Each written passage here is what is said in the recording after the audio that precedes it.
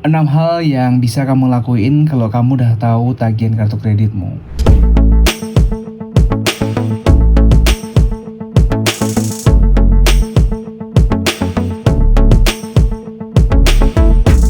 Oke, di video kali ini saya bikin tentang tagihan kartu kredit.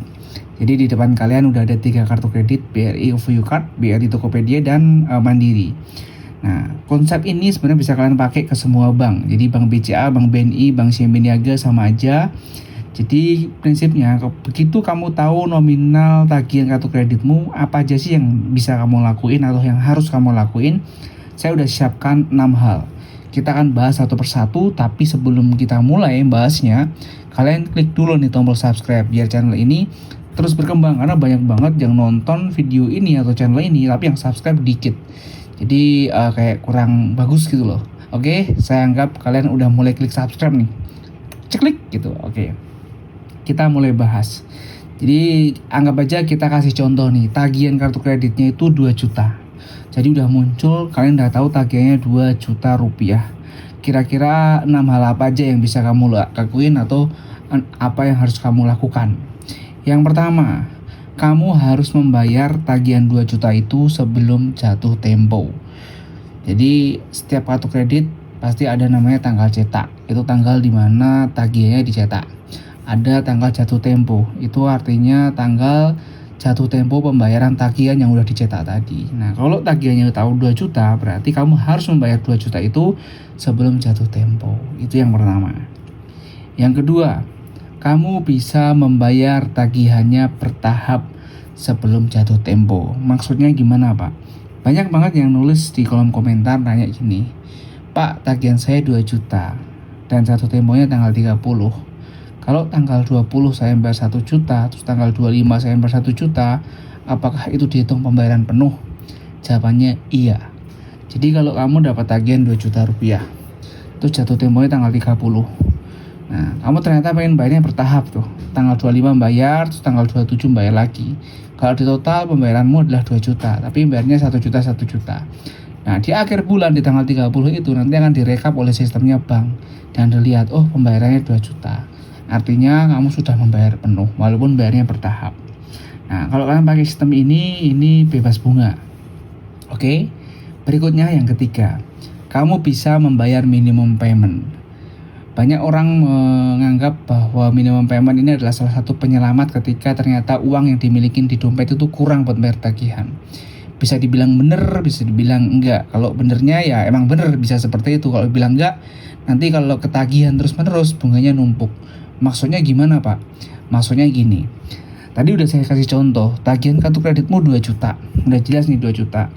Pasti setiap kartu kredit itu ada namanya minimum payment. Minimum payment itu ya berkisar antara ya 10-30% dari total tagihan.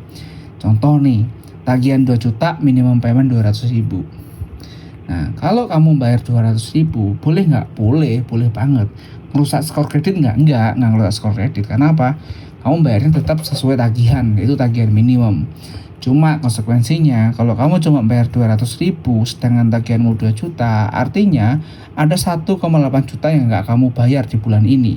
Ini akan ditagihkan lagi di bulan berikutnya ditambah bunga. Itu konsekuensinya. Jadi akan tambahan bunga. Nah, di bulan berikutnya kalau kamu bayar minimum lagi ya nanti kena bunga lagi dan seterusnya. Itu yang ketiga. Yang keempat, kalau kamu udah tahu nominal tagihanmu 2 juta dan kamu pengen melakukan pembayaran dan ingin pembayaranmu langsung masuk atau real time, kamu bayarnya pakai aplikasi mobile banking dari bank terkait. Contoh, kalau tagihannya Tokopedia Card dan OVO Card. Kamu pengen bayar 2 juta biar langsung masuk pembayaranmu, bayarlah pakai Brimo. Kalau tagihanmu dari Bank Mandiri, pengen pembayarannya langsung masuk, bayarlah pakai Livin Bank Mandiri. Karena apa? Pembayaran menggunakan mobile banking dari penerbit bank penerbit itu akan langsung masuk ke kartu kredit, jadi nggak butuh waktu lama gitu. Itu yang keempat. Berikutnya yang kelima. Begitu kamu udah tahu tagihan kartu kreditmu dan kamu ingin membayarnya, kamu nggak punya nih mobile banking, kamu nggak punya nih Brimo, kamu nggak punya Livin, tenang, kamu masih bisa membayarnya melalui marketplace. Contohnya lewat Tokopedia, Blibli, Shopee, Lazada, Dana.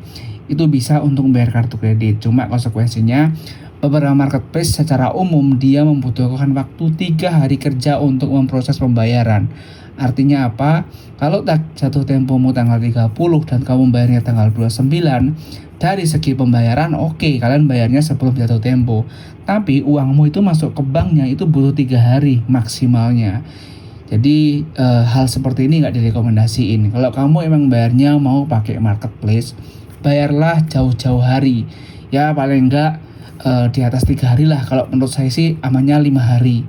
5 hari sebelum jatuh tempo, 5 hari kerja ya.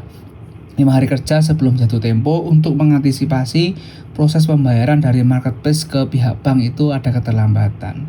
Seperti itu. Jadi kalau marketplace memang bisa, kita nggak harus bikin buku tabungan di bank tertentu, cuma kalian butuh waktu lama untuk memprosesnya. Ya ada yang cepat, ada yang lama, makanya marketplace tuh ngasih informasi bahwa dia butuh waktu maksimal 3 hari. Artinya ya bisa cepat, tapi paling lama 3 hari. Itu yang kelima. Berikutnya yang keenam, kamu bisa nggak bayar sama sekali semua tagihanmu itu. Tapi nih yang pertama, skor kreditmu jadi jelek.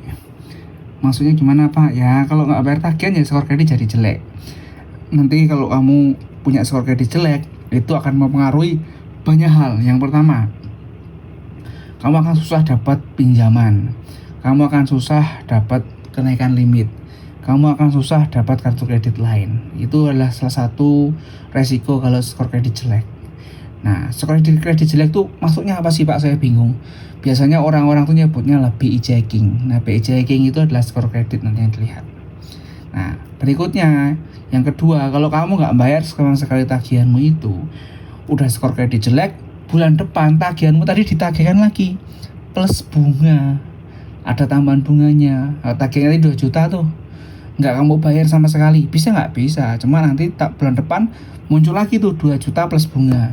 Kalau kamu nggak bayar lagi, muncul lagi tuh 2 juta plus bunga tadi, berbunga lagi dan seterusnya berbunga sampai suatu titik kamu nggak bisa membayarnya. Makanya jangan pernah nggak bayar sama sekali tagihan kartu kreditmu, itu nggak direkomendasiin sama sekali. Oke, itu adalah 6 hal atau 6 kewajiban yang harus kamu lakuin kalau kamu sudah menerima tagihan kartu kreditmu.